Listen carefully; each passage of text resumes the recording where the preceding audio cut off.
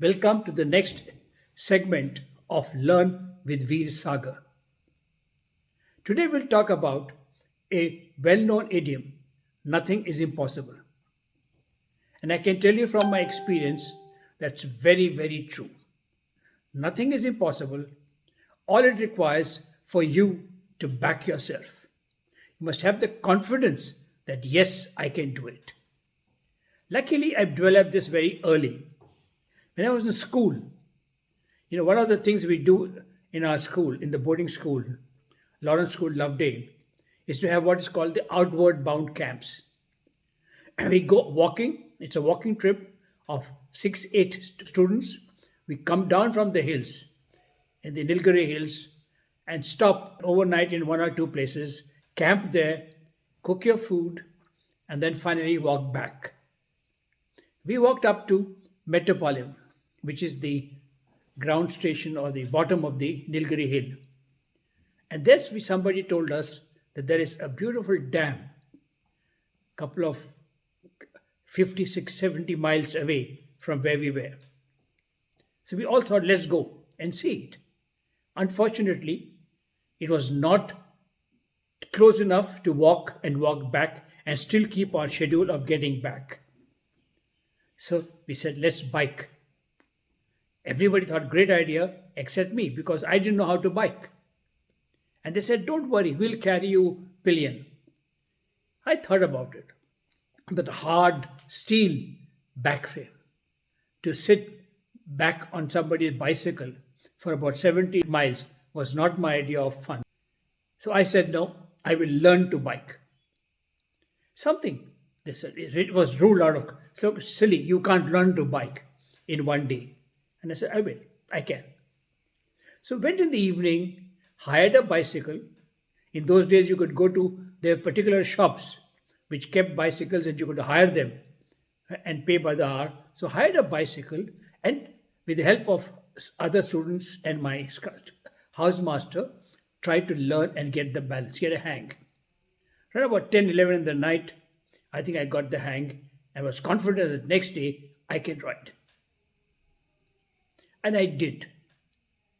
Yes, it was very scary because anytime I heard any car, truck, any vehicle coming from either direction, I would get off and stand for it to pass because I was scared of falling over. But ultimately, I made it back in one piece. That gave me so much confidence going into the future that anywhere, any issue which everybody thought was impossible, I said, no, let's try it. I come from school to college. I do arts in school. There were no seats in the arts college of the college I wanted to join. But since my marks were good, the principal said, I'll give you admission in the science college. So instead of BA, do BSc. I'd never done science before. But I said, okay, give it a try. Let's give it a try. And again, everybody said, not possible. I said, no, let's give it a try. And I not only did, I came out with good grades. So this carried me. And during our college days, another example, very interesting situation. We all went on an excursion, right? Educational excursion to South India, and in which we also took a small detour to go to Sri Lanka, Ceylon in those days, and come back. And I don't know if you remember in the what was 70, I think, right? Sri Lanka had a separate passport. The normal Indian passport was not required. We had an India-Sri Lanka passport, Ceylon passport, red-colored passport. So we took that passport, but nobody told us till very late that you need a visa. So we land up in Madras, 65 students, on the way to Sri Lanka, and for about 3 in the afternoon on a Friday, we go up to Sri Lankan embassy, meet the visa counselor, and he says, you must be joking. 65 visas, not possible to do it today. Come back on Monday and I will do it. We said Monday, Sunday evening, we are supposed to leave for Sri Lanka. And all our reservations have been done back and forth. And there was no way we could miss that. So we tried. We said, okay, it's a hopeless situation. but let's not give up. So we worked on the Sri Lankan visa counselor and finally convinced him that we will help him, and he allowed us to come to the embassy on Saturday morning, write down, fill up all the documents, write out whatever is required, and he stamped the visas and gave us. Of course, today this is impossible. Any embassy, I'm not even sure we can get a chance to see the consular. You probably have to give your passport to an agency outside, and there's no rushing through. That any situation, you need to have a positive mindset. And I'll finish with one example today. I had applied for a job in Dunlop, one of those very big Indian multinationals in those days. And I got a telegram. That's the normal way of inviting people for a seminar. I got a telegram saying, come for interview on the next day. Nice. The telegram came late. But I took the first train. Luckily, the train was in the evening from Madras, and reached Madras from Hyderabad at about 2:33 in the afternoon. Rushed from there to the Dunlop factory in Ambattur, which is quite a distance from the Madras railway station.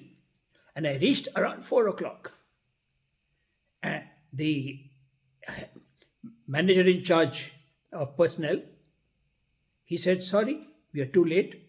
We are almost halfway, we are almost at the last end of our recruiting process, selection process. So it's too late. You please go back. I went and met the HR manager and he said, sorry, you are too late. So I tried to reason with them. It's not my fault. Here I am, here's my telegram. I took the first available train and came back. But I said, I can't give this up. It's too good an opportunity to give up. So let me try for the impossible. So instead of telling him my problem and looking for him to be kind, and I gave him a solution. I said, your problem is that your tests have started and you're now in the last stage, and therefore I can't be accommodated. I said, what? If I do those tests while we're waiting, let me be the last guy to be interviewed. While we are waiting for the interview, I'll give all my tests. At the end, when my turn comes, evaluate me for what I have done. And if I have not been able to do well, then sorry, drop me. But give me a chance. So that they thought is fair. In any case, we are waiting here for the guys to finish their viva. So they gave me the test. I did the test in time before my viva was called, and I got selected for the job in Dunlop. So right through, from school, through college, to my entry into working life, I have been brought up on this thing that nothing is impossible if you have back yourself and you're determined. In the next session, we will talk about more such examples in working life, how such things are possible. Thank you very much.